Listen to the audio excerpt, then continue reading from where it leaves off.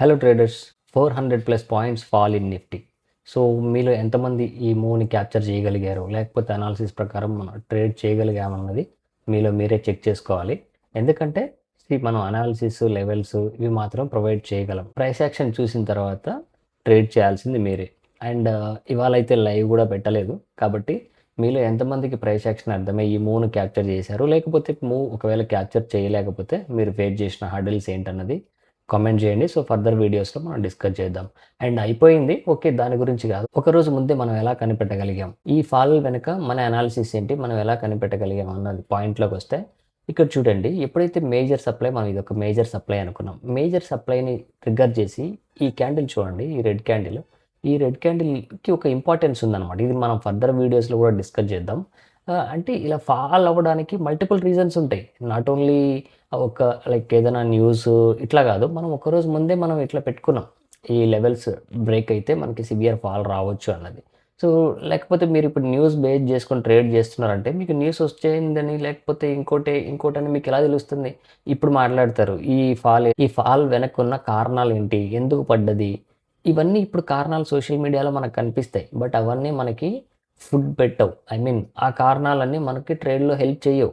So market అయిపోయిన తర్వాత, ఇంత పెద్ద ఫాల్ వచ్చిన తర్వాత, 400 ప్లస్ పాయింట్స్ మార్కెట్ మూవ్ అయిన తర్వాత డౌన్ సైడ్, ఇప్పుడు ఆ ఫాల్కి రీజన్స్ కనుక్కొని మనం ఏం చేస్తాం? సో న్యూస్ అనాలిసిస్లో మనకు అదే తెలుస్తుంది. సో రేపు ఇలాంటి క్యాండిలే పడుతుందా సేమ్ న్యూస్ తీసుకొని? సో అలాంటి క్యాండిల్ రాకపోవచ్చు. కాబట్టి మనం ఎప్పుడైనా అహెడ్ ఉండాలి, మార్కెట్కి అహెడ్ ఉండాలి. మార్కెట్ కంటే ముందు మనం ఆలోచించగలిగినప్పుడే ఇలాంటి మూవ్స్ మనం క్యాప్చర్ చేయగలుగుతాం. మరి ఇలాంటి మూవ్స్ ఎలా క్యాప్చర్ చేయాలంటే further videos, stay tuned. Further వీడియోస్లో మనం డిస్కస్ చేద్దాం. క్యాండిల్ బై క్యాండిల్ని ఎట్లా అర్థం చేసుకోవాలి, ప్రైస్ మూమెంట్ని ఎట్లా అర్థం చేసుకోవాలి, ఇట్లాంటి బిగ్ మూవ్స్ని ఎట్లా క్యాప్చర్ చేయాలి, ఇవన్నీ కూడా మనం ఫర్దర్ వీడియోస్లో డిస్కస్ చేద్దాం. సో ఇప్పుడు ఈ పాయింట్కి వస్తే, ఈ అనాలిసిస్ వెనక ఉన్న థీసిస్ ఏంటంటే, ఈ క్యాండిల్కి ఒక ఇంపార్టెన్స్ ఉంది, అది మన ఫర్దర్ వీడియోస్లో నేను చెప్తూ వస్తాను. అండ్ నెక్స్ట్ ఉన్న డిమాండ్ ఇది. ఈ డిమాండ్ ఎప్పుడైతే బ్రేక్ అవుతుందో, సింపుల్గా నెక్స్ట్ డిమాండ్ ఎక్కడున్నది చూస్తే, ఇది ఒక చిన్న మైనర్ డిమాండ్. బట్ ఇక్కడ ప్రైస్ దేకలేదు దీన్ని, అంటే అట్లీస్ట్ రెస్పెక్ట్ కూడా చేయలేదు, చిన్న రెస్పెక్ట్ కూడా ఇవ్వలేదు, పెద్ద క్యాండిల్ తోటి బ్రేక్ అయిపోయి వచ్చేసింది. కాబట్టి నెక్స్ట్ స్టాప్ ఇక్కడే ఉంది. ఎక్కడైతే ఈ అప్ మూవ్ స్టార్ట్ అయిందో ఆల్మోస్ట్ అక్కడికే వచ్చి ప్రైస్ ఆగింది. సో ఇది సింపుల్గా డిమాండ్ అండ్ సప్లై మధ్య గేమ్ అనుకోవచ్చు. అండ్ ఎప్పుడైనా ఒకవేళ ఇంటెన్షన్ ఏదైనా ఉండని మార్కెట్కి ఒకే డైరెక్షన్లో ఎప్పుడు మూవ్ అవ్వదు. ఒకవేళ అప్వార్డ్స్ వెళ్తుంటే కిందకు వచ్చి మళ్ళీ ఈ ఎస్ఎల్స్ ఇక్కడ, లైక్ దీన్ని లిక్విడిటీ స్వీప్ అంటారు. అది ఫర్దర్ వీడియోస్లో అది కూడా చెప్తాను మీకు. అంటే ప్రతి కాన్సెప్ట్ మీకు ఇంకా ఫర్దర్ వీడియోస్లో డిస్కస్ చేస్తూ వస్తాం. అంటే స్టార్టింగ్ లెవెల్ నుంచి ఫర్దర్గా అడ్వాన్స్ లెవెల్కి వెళ్దాం. ప్రతి పాయింట్ నేను టచ్ చేసుకుంటూ వస్తాను ఫర్దర్గా, సో దట్ మీకు ఒక అండర్స్టాండింగ్ వస్తుంది. లిక్విడిటీ స్వీప్ కావచ్చు, లేకపోతే దగ్గరలో ఏ డిమాండ్స్ లేకపోవడం కావచ్చు, లేకపోతే ఇంటెన్షనలీ ఒకవేళ వాళ్ళు పైకి వెళ్ళాలంటే, లైక్ బిగ్ ప్లేయర్స్ పైకి వెళ్ళాలంటే వాళ్ళకి ఫర్దర్ ఆర్డర్స్ దొరకపోవడం కావచ్చు, ఇలా మల్టిపుల్ రీజన్స్ ఉంటాయి. సో ఆ మల్టిపుల్ రీజన్స్ బేస్ చేసుకొని ఒక్కొక్కసారి ప్రైస్ అన్నది కిందకు వస్తూ ఉంటుంది. సో కిందకు వచ్చినంత మాత్రాన ప్రైస్ డైరెక్షన్ మారిపోదు, ప్రైస్ పైకి వెళ్ళినంత మాత్రాన అప్పుడు కూడా డైరెక్షన్ మారిపోదు.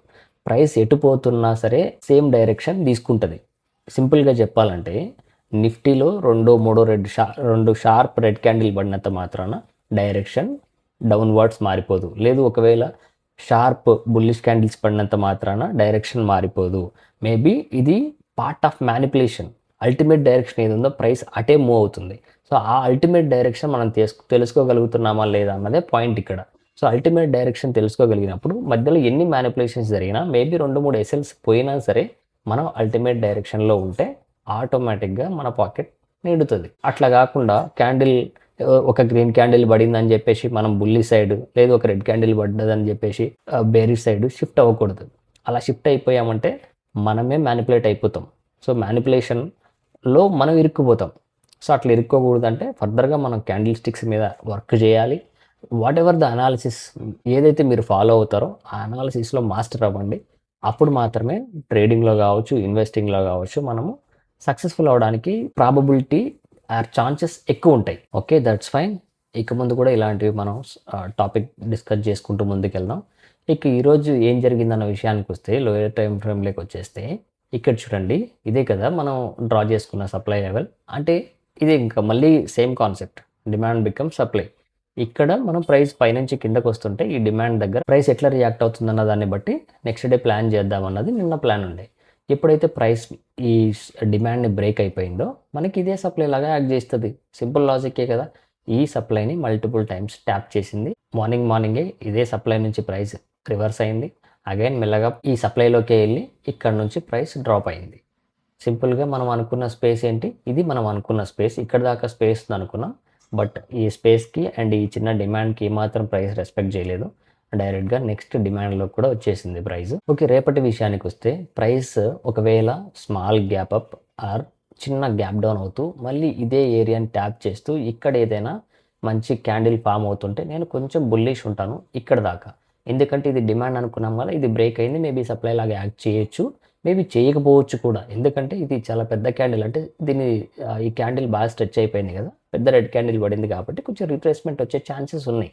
ఒకవేళ ఇక్కడ దాకా అంటే లైక్ ఈ ఏరియాని నేను ఫస్ట్ అబ్జర్వ్ చేస్తాను. ఈ ఏరియాని దాటిందంటే ప్రైస్ నేను ఈ ఏరియాని అబ్జర్వ్ చేస్తాను. ఎందుకంటే ఇక్కడే కదా ప్రైస్ కన్సాలిడేట్ అయ్యి చివరిలో ఫాలో చేసింది. కాబట్టి ఈ ఏరియాని నేను అబ్జర్వ్ చేస్తాను. ఒకవేళ ప్రైస్ చిన్న గ్యాప్ అప్ ఆర్ ఇదే ఏరియాలో ఓపెన్ అయితే ఈ ఏరియాని ఎప్పుడైతే ట్యాప్ చేసి ఇక్కడ ఏదైనా బుల్లిష్ కన్ఫర్మేషన్ తోటి ఏదైనా మనకి ఎంట్రీ ప్యాటర్న్స్ ఉంటాయి కదా, like inside candle, bullish harami, ఇట్లాంటి క్యాండిల్స్ అన్నీ ఉంటాయి కదా, లైక్ డోజీ క్యాండిల్స్, ఇలాంటివి ఏదైనా మనకు వచ్చి ఇక్కడ ఎంట్రీ ప్యాటర్న్స్ ఫామ్ అయ్యి మనకి బుల్లిష్ సిగ్నల్స్ కనపడితే ఇక్కడ నుంచి ఫస్ట్ అయితే ఈ ఏరియా వరకు బుల్లిష్గా ఉండొచ్చు. లేదు ఈ ఏరియా కూడా బ్రేక్ అయిందంటే ఫర్దర్గా ఇది సప్లై లాగా యాక్ట్ చేస్తుంది. ఇక్కడ ప్రైస్ ఎట్లా రియాక్ట్ అవుతుందన్న దాన్ని బట్టి చెక్ చేసుకొని ఇక్కడ కూడా same entry patterns like selling entry patterns ఉన్నాయి కదా, అవి అలాంటివి ఏదైనా ఫామ్ అవుతూ ప్రైస్ మనకి ఇక్కడ రిజెక్ట్ అవుతుందంటే ఇక్కడ నుంచి ఫర్దర్గా కూడా బేరిష్గా ఉన్నాం. లేదు ఒకవేళ డైరెక్ట్గా ఈ ప్రైస్ అంటే లైక్ ఇక్కడ ఎక్కడైతే ప్రైస్ ఆగిందో ఐ మీన్ ఈ ఏరియా కింద ప్రైస్ ఓపెన్ అయిందంటే కొంచెం బేరిష్ ఉంటాను ఇక్కడ దాకా. ఫస్ట్ అయితే ఇక్కడ, తర్వాత ఇక్కడ ఈ ఏరియాలో ప్రైస్ ఎట్లా రియాక్ట్ అవుతుంది అన్న దాన్ని బట్టి అగైన్ ఒకవేళ స్ట్రాంగ్గా బ్రేక్అవుట్ చేస్తుందంటే తర్వాత కూడా బేరిష్ కంటిన్యూ అవుతాను. సో ఈ ఏరియా వరకు అయితే మనకి బేరిష్ సైడ్ వెళ్ళడానికి స్పేస్ ఉంది. సింపుల్గా ఇంకొకసారి చెప్తాను, ప్రైస్ అన్నది ఆల్వేస్ డైనమిక్, అది కూడా మీరు అబ్జర్వ్ చేయండి. ఎందుకంటే ఎక్కడ ఓపెన్ అవుతుందన్న దాన్ని బట్టి ఒక్కొక్కసారి మార్కెట్ బుల్లిష్ ఉండాలా బేరిష్ ఉండాలా అన్నది కూడా డిసైడ్ అవుతూ ఉంటుంది. సింపుల్గా ఇప్పుడు ప్రైస్ ఇక్కడ చిన్న గ్యాప్ అప్ లేదా ఇదే ఏరియాలో ఓపెన్ అయిందంటే బుల్లిష్, పైన సప్లైలు ఉన్నాయి, ఈ సప్లైలో ఎట్లా రియాక్ట్ అవుతుందని చూస్తాను, లేదు ఈ సప్లైలో ఎట్లా రియాక్ట్ అవుతుందని చూస్తాను. ఇదైతే మేజర్ సప్లై అంటే ఇంపార్టెంట్ సప్లై ఏరియా, మేబీ దీన్ని రెస్పెక్ట్ చేసినా చేయకపోయినా ఇదైతే రెస్పెక్ట్ చేయొచ్చు. సో ఇవి రెండు సప్లైస్. ఒకవేళ ప్రైస్ డైరెక్ట్గా వీటిలోనే ఓపెన్ అయిందంటే అప్పుడు డైరెక్ట్గా బేరిష్గా ఉండడానికి ట్రై చేస్తాను. ఇక తర్వాత చిన్న గ్యాప్ డౌన్ అయ్యిందంటే ఈ ఏరియా కింద ఇక్కడ ప్యాటర్న్ ఇక్కడ నుంచి ఇక్కడ రివర్స్ అయింది కదా, ఈ ఏరియా కిందకి వచ్చిందంటే కింద బేరిష్ టార్గెట్స్ కొన్ని రెండు ఉన్నాయి. ఫస్ట్ అయితే ఇదే ఈ ఏరియాలో డిమాండ్ లాగా వర్క్ అవుతుందా లేదా ప్రైస్ అన్నది చెక్ చేసుకొని సెకండ్ ఈ ఏరియా వరకు వెయిట్ చేయొచ్చు. ఇది నిఫ్టీ రేపటి కోసం అనాలిసిస్. సో హోప్ ఈ అనాలిసిస్ మీకు అర్థమైందని అనుకుంటున్నాను. ఏవైనా డౌట్స్ ఉన్నా కామెంట్ చేయండి, లైక్ చేయండి, అండ్ మన తోటి ట్రేడర్స్కి కూడా ఈ అనాలిసిస్ షేర్ చేయండి, సో దట్ వాళ్ళకు కూడా హెల్ప్ అవుతుంది. అండ్ ఫర్దర్గా ఏదైనా లెవెల్స్లో అప్డేషన్ కానీ ఏదైనా అప్డేట్స్ ఉంటే మన టెలిగ్రామ్ ఛానల్లో పోస్ట్ చేస్తాను.